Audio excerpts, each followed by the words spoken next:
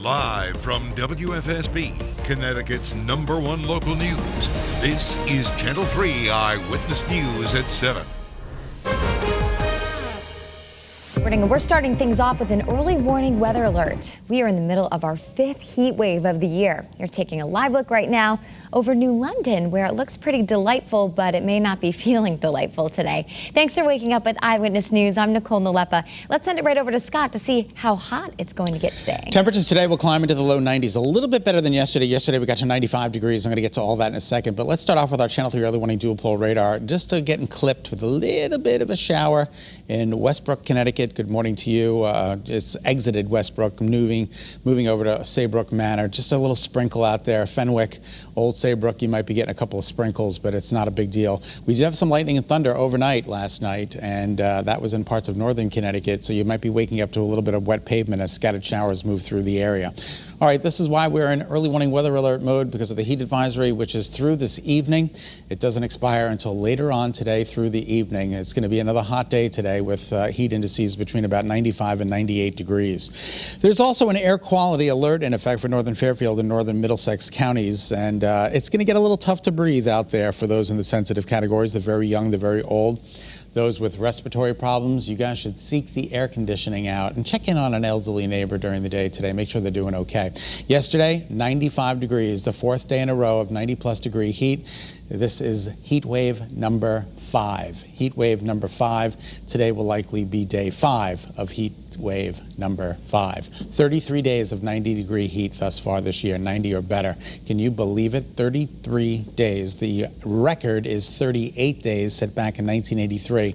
We're getting ever so close to that record. So compared to last year, 27 days. This year, 33 days. We're just going to have to wait and see what happens for the rest of August. All right, the temperatures out there this morning, 76 in Hartford at the Connecticut Science Center, 76 in New Haven. Folks, remember, it's 76 and it's 7 o'clock in the morning, and the dew points are right up there, so we've got some pretty humid conditions.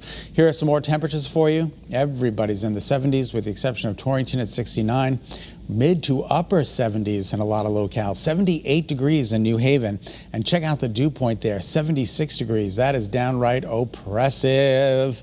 Yes, it is muggy out there, muggy to oppressive.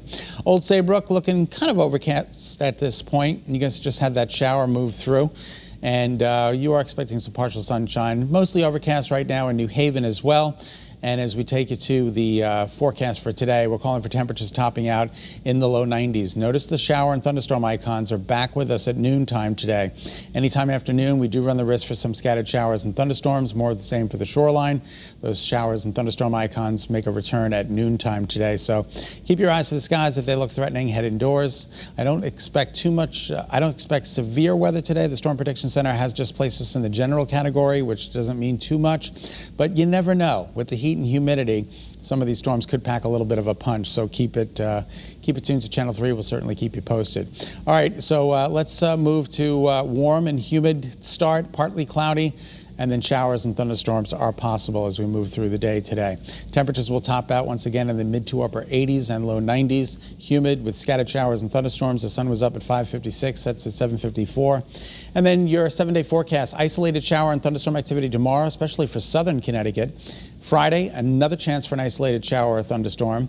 And then the weekend dries out, the temperatures lower, and the humidity goes away. So that is a weekend worth looking forward to. Let's check of your early warning forecast. Nicole, I'll send it back to you. All right, thanks, Scott. 8 days after Tropical Storm Isaias hit Connecticut, power has been restored to a majority of homes and businesses. Eversource is reporting that just over 99% of its customers have their power back on. But state leaders still say the company's response to Isaias was poorly planned and ineffective. Senator Richard Blumenthal wants Eversource's CEO, James Judge, to step down immediately.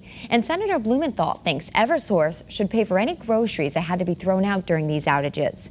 The company says its response may have seemed slow, but that's only because the damage was so widespread.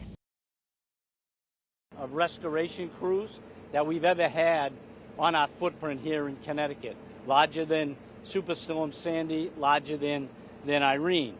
Tropical Storm Isaias hit just days after Eversource was under fire for a rate increase it issued for its customers. Turning now to campaign 2020. Yesterday was primary day, and Donald Trump and Joe Biden have been declared the winners in that presidential primary, I should say, in our state. In this year's primary, absentee ballots were extremely popular, especially since we're in the middle of a pandemic. We've learned there were 300,000 requests for ballots ahead of the election. Normally, the state receives about 20,000 requests. Those absentee ballots had to be postmarked by yesterday, but are still being counted. And results from many of the Republican congressional races and state legislative races are still pending while that happens. Also on the topic of election 2020, Joe Biden selected his one-time campaign rival, Kamala Harris, as his vice presidential candidate. The California senator is the first black woman and the first Indian American ever on a major party ticket. Channel 3's Laura Podesta has more on this historic pick.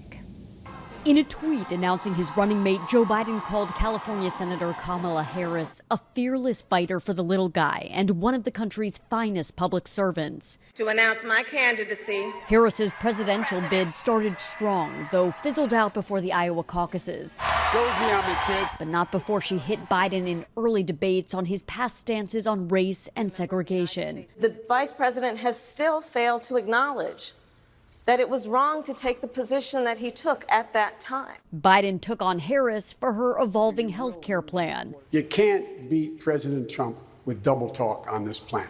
Despite their battles, the 55-year-old became a top contender to be Biden's vice president. We will elect Joe Biden as the next president of the United States.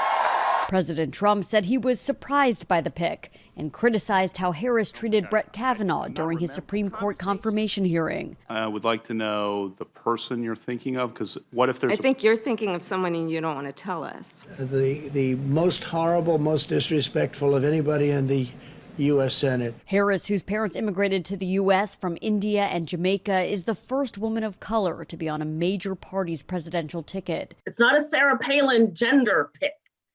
It is a substantive candidate who will partner with Biden. Biden and Harris will be formally nominated next week during the Democratic National Convention. Laura Podesta, CBS News. Here in Connecticut, Congresswoman Johanna Hayes says she was so moved when the announcement was made, calling it powerful and historic. I spoke to the senator a couple days ago and just let her know how proud I was, no matter how this turned out. On so many levels, this is really just a response to moving this nation forward. Biden and Harris will be holding their first public appearance today in Biden's hometown of Wilmington, Delaware. Now to the latest on the coronavirus here in Connecticut. Some good news. No new deaths were reported in our state yesterday, but we learned that 117 more people tested positive for the virus. Hospitalizations are up by 6.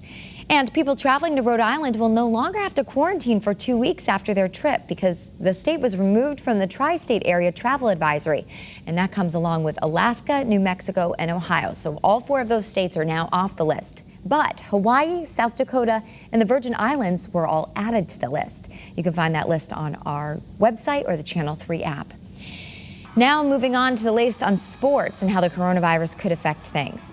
The Connecticut Interscholastic Athletic Conference is set to meet today and decide the fate of the fall high school sports season. The CIAC football committee voted to recommend postponing the 2020 season until the spring.